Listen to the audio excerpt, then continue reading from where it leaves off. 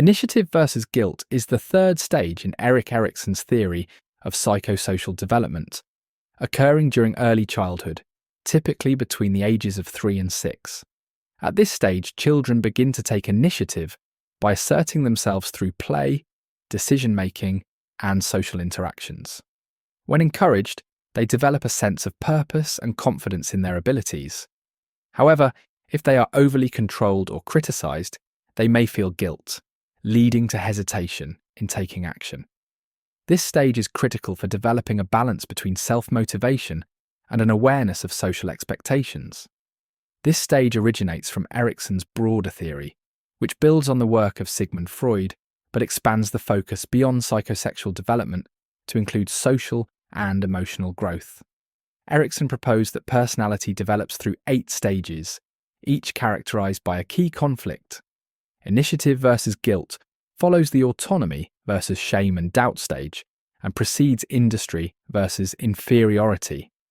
Erikson believed that children's environment plays a significant role in shaping whether they develop a strong sense of initiative or struggle with guilt.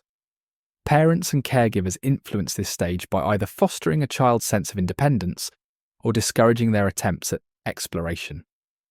Now let's look at some examples.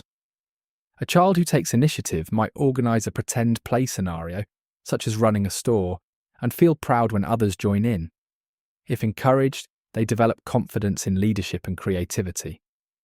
Conversely, a child who experiences guilt may hesitate to suggest activities, fearing they will make a mistake or be scolded.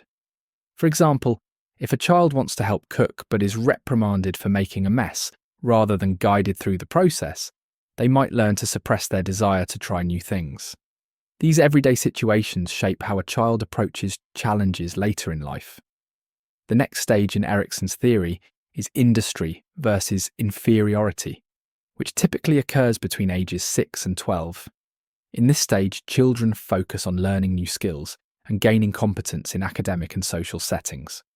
Success in the initiative versus guilt stage helps children enter the industry versus inferiority stage with a strong sense of self-motivation. If they have developed initiative, they are more likely to embrace challenges, whereas those who struggle with guilt may feel hesitant about their abilities. This stage is crucial for shaping a child's work ethic and self-esteem. One strength of Erikson's theory is that it emphasizes the role of social and emotional development rather than focusing only on biological factors. This allows for a more comprehensive understanding of personality growth. Another strength is its recognition that early childhood experiences shape long-term behavior. By highlighting the importance of encouragement and support, the theory provides valuable insight for parents and educators.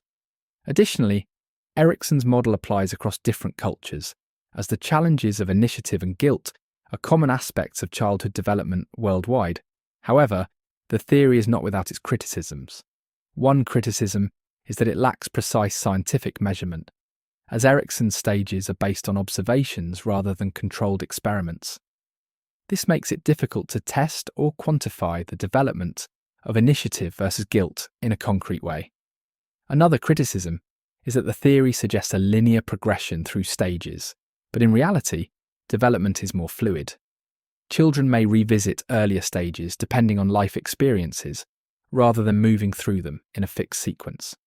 Additionally, the theory does not account for individual differences in temperament, which can influence how children experience initiative and guilt.